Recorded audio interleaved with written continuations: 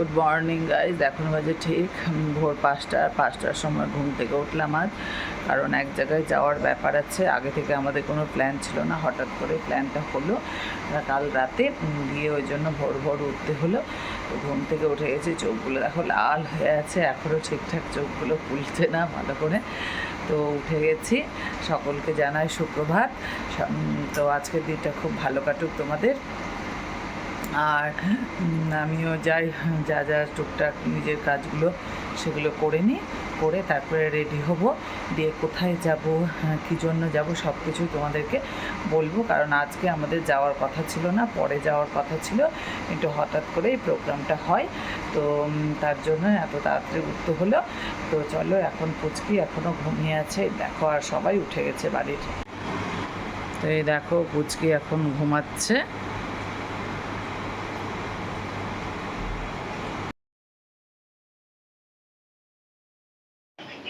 তো এই দেখো, সবাই রেডি হয়ে গেছি, রেডি হয়ে গাড়িতে উঠে বসে আছি, আর আস্তে আস্তে সবাই উঠছে। এই দেখো, সামনে মাও বসে গেছে, বাবা শুধু এখনও বসেনি, বাবা বসলে গাড়ি ছেড়ে দিবে।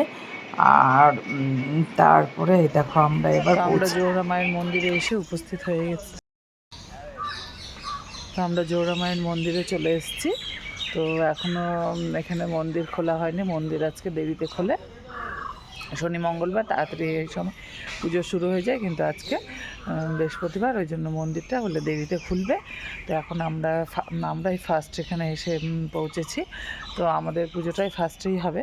তো এখন আমরা বসে আছি, তো বললো 9টা কি 10টার দিকে মন্দিরটা খুলবে। তো তার আগে যদি ভিড় হয় তাহলে আমরা লাইনে দাঁড়িয়ে যাব, আর না লাইনে না দাঁড়ালেও চলবে। তো দেখি এখন কি অবস্থায় আছে। তো এই দেখো, এটা হচ্ছে মেন মন্দির, আর দিদি আর এখানে হচ্ছে মা। তো মেন মন্দির, এখানে চারপাশে হচ্ছে বাগান, আর বাগানের মধ্যে মন্দিরটা খুব শান্ত একটা পরিবেশ, আর বিশাল জায়গা জুড়ে। তো পুরো মন্দিরটা তোমাদেরকে আমি দেখিয়ে দিচ্ছি। এই দেখো, এইটা হচ্ছে মন্দিরের সামনেটা তো দেখালাম, এটা হচ্ছে সাইডের দিক, আর এই দেখো এই সাইডের দিক আছে। তারপরে এই দেখো, এটা হচ্ছে সাইড, আর এই যে মন্দির শেষের পেছনে হচ্ছে বিশাল বড় এক বাগান, আর এইদিকেও সাইড আছে। আর এখানে হচ্ছে একটা বিশাল বড় বট গাছ, দেখো অনেক পুরনো বট গাছ এটা। আর এই যে অল্প কয়েকজন লোকজন এখানে বসে আছে। তা আমরাই এখন এখানে ঘোরাফেরা করছি, আর পুচকি এখানে দৌড়ে খেলা করছে। পুচি,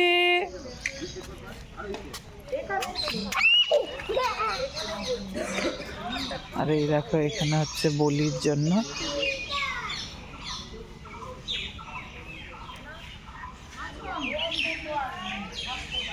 দেখো, এখানে বলি দেওয়া হয়। আর এই যে হচ্ছে সামনে মা শ্রী শ্রী জহরা মন্দির লেখাই আছে, আর এই ভেতরে এই দেখো গেট করা আছে, ওই গেটের ভেতর দিয়ে প্রবেশ করতে হয়। দুই সাইডে দেওয়া আছে কাঠের মনে হয়, দিয়ে ওটা দিয়ে আস্তে আস্তে লোক লাইনে দাঁড়িয়ে ভিতরে গিয়ে পুজো দেয়। আর এই দেখো, পাশে হচ্ছে বিশাল বড় একটা গাছ, এবং গাছের নিচে একটা মন্দির করা আছে। তো চলো মন্দিরটা তোমাদেরকে দেখিয়ে দিই। এই মন্দিরে রয়েছে গণপতি বাপ্পা, আর এই আছে হনুমানজি। এই হচ্ছে মন্দির, আর মাঝখানে রয়েছে শিব ঠাকুর। তো ভীষণ ভালো লাগছে, ভীষণ শান্ত এক পরিবেশ। আর এই দেখো, এই মোটা গাছের নিচে এই ঠাকুরের বেদির মতো করা আছে। তো ভীষণ ভালো লাগছে, এত শান্ত পরিবেশ। আর এই দেখো, এটা হচ্ছে ঘরের মন্দিরের পেছর সাইডটা, আর এটা হচ্ছে বারান্দা। তো এইখানেই ভাবছি বেশ কিছুক্ষণ আমি বসে থাকি, কারণ এখন তো প্রচুর দেরি আছে, 10টা বাজতে। তো ততক্ষণ বসেই থাকি। আর এই দেখো, এইখানেও গাছ, চারিদিকে শুধু গাছপালায় ভরা। আর এখানে শনি মঙ্গলবারে মেলা বসে, তো মেলার জন্য দোকানপাটগুলো সব এখানে করাই আছে। 1 মাস ধরে মেলা বসে। দেখো, এর আগে এসেছিলাম আমরা জ্যৈষ্ঠ মাসের মঙ্গলবারে, দিদি আর আমি। আর এবার এসছে বোন মানত দিতে। তো মেলাটা হয়তো আজকে খুলবে না এখানকার লোকজনের কাছ থেকে, সেটাই শুনতে পাচ্ছি। এই দেখো, আর সামনে চলো আরেকটা বেদি করা আছে। এটা কিসের মন্দির, কিসের বেদি এটা ঠিক জানা নেই। দেখো ওইখানেও একটা বেদি রয়েছে। আর এই যে উঁচু গাছ, আর রয়েছে বেদি।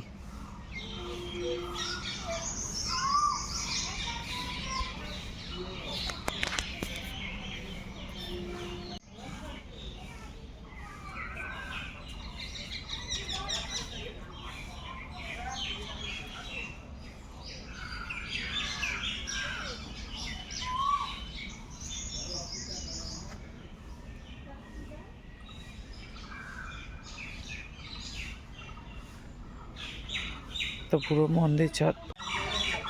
তো এখানে দেখো জলেরও ব্যবস্থা আছে।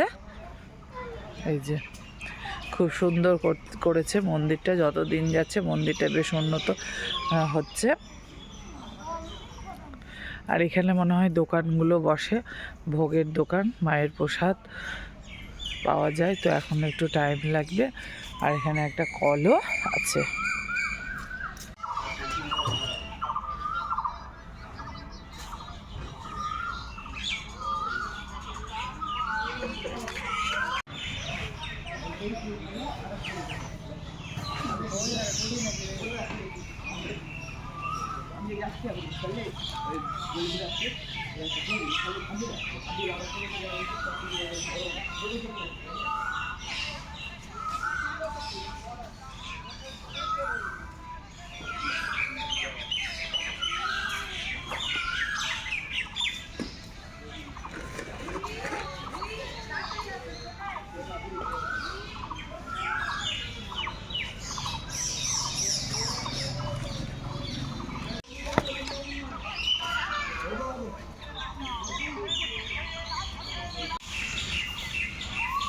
এই দেখো, এটা হচ্ছে মন্দিরের পেছন সাইড, কিন্তু এইটা দেখো, এটা হচ্ছে রাস্তা। এই রাস্তা দিয়ে মানুষজন এসে মন্দিরের এই সাইডটা প্রথমে দেখতে পাবে, তারপরে ঘুরে গিয়ে ওই সাইডে দাঁড়াবে। মানে সামনে যেখানে লেখা আছে মা জহরা মন্দির, সেই দিকটা পাবে। তো এই রাস্তাটা দিয়ে চলে যেতে হবে সামনের দিকে এগিয়ে।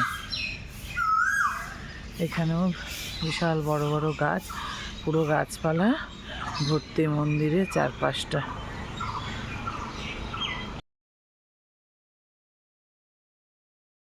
পুচকি বাইরে থেকে কিছু খেয়ে যায়নি, তাই ওর মা ওখানে খাবার গুলে নিয়েছে। গুলে দেখো চৌকি পাতা ছিল, এখানে বসে পুচকিকে খাইয়ে দিল।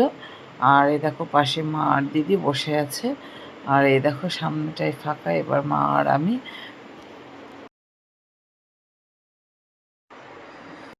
তো দেখো বাবা ওখানে দাঁড়িয়ে আছে, আর মা আর আমি পাশে পাশে বসে আছি। আর সবাই ঘুরে বেড়াচ্ছি, কারণ পুরোহিত মশাই আসতে প্রচুর দেরি আছে। কিন্তু ভালোও লাগছে বসে থাকতে, বেশ শান্ত পরিবেশে। তো আমরা এখন বেশ কিছুক্ষণ বসেই থাকবো। তো এই দেখো মন্দিরটা আজ ফাঁকাই আছে, বেশি করে লোকজন কেউ আসেনি এখন অবধি। তো এইখানে মন্দিরের দেওয়ালে নিচে সিঁড়ি করা আছে। পাশে যে প্রচণ্ড ঘুম পাচ্ছে, সেই ভোরে ভোরে উঠেছি, তার জন্য তো এখনও পুরোহিত মশাই আসেননি। তো এই দেখো এখানে বসে আছি, আর ঘুমে চোখ ডুলডুল করছে। আর কি সুন্দর লাগছে বসে থাকতে, এখানে কি শান্তির জায়গা। তো এখন বসেই থাকি বেশ কিছুক্ষণ, আরও বসতে হবে, তারপরে পুজো হবে। পুজো হওয়ার পরে তারপরে বাড়ি যাব। তো এখন 2-4 জন লোক আসতে শুরু করেছে। তো এখন পুজোর মন্দিরে দু একজন করে আসতে শুরু করেছে, তো আমরা সবার প্রথমে এসেছি, তাই ভোগটা কিনে নিচ্ছি, কিনে এবার লাইনে দাঁড়িয়ে যাবো। তো চলে যাই ভোগটা কিনে নিই। তো এই দেখো চলে এসছে, ভোগ সাজিয়ে দিয়েছে এখানে। তো বোন নিল তোমার এই মালাটা, 108টা জবার মালা, আর এই দেখো ফুল, এই যে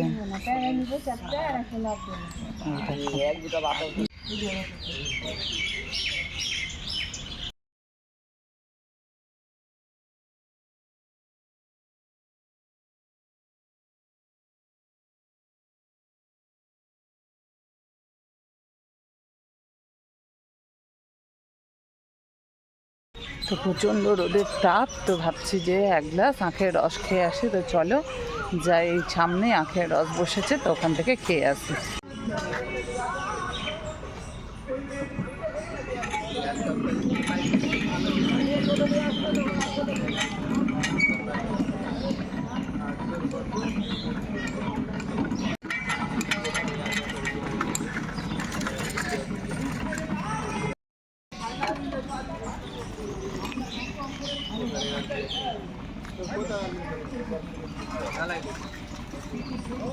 গাড়ি ভাড়া লাগবে।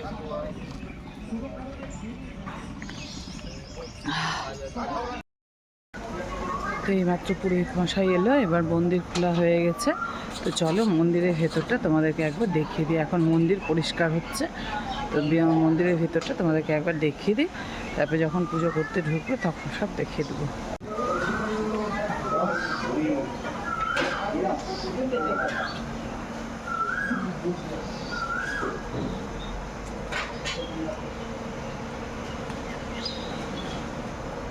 এদিকে হচ্ছে ছেলেদের লাইন, আর এদিকটা হচ্ছে মেয়েদের লাইন। এই যে মেয়েরা লাইনে দাঁড়িয়ে আছে।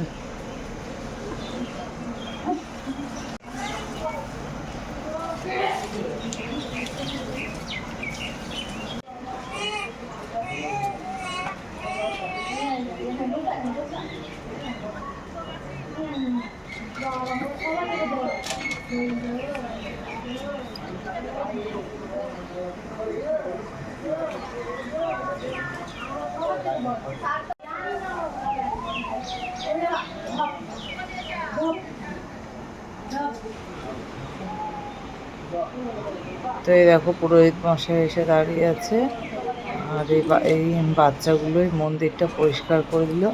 এবার পুরোহিত মশাই গিয়ে আবার ওখানে বসে পুজো শুরু করলো।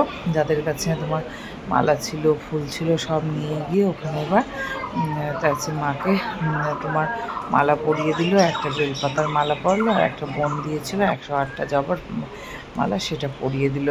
এবার দেখো সামনে যারা পুরোহিত মশাই আসার আগে পুজো দিয়েছে, তারা সামনে আগে দিয়ে দিয়েছে। আর এই দেখো দিদি দিচ্ছে, এবার যা যা নিয়ে গেছিলো ভোগ টোগ সব দিয়ে দিল।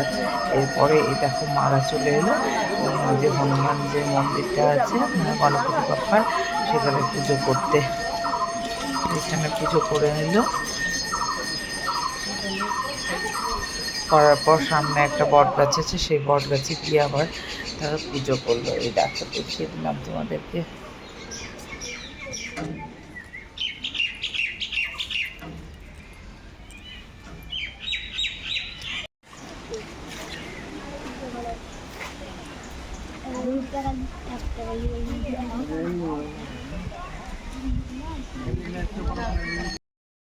তো পুজো কমপ্লিট হয়ে গেলে এবার প্রসাদ টসাদ সব খেয়ে নিলাম, খেয়ে দিয়ে আমরা উঠে গেলাম গাড়িতে।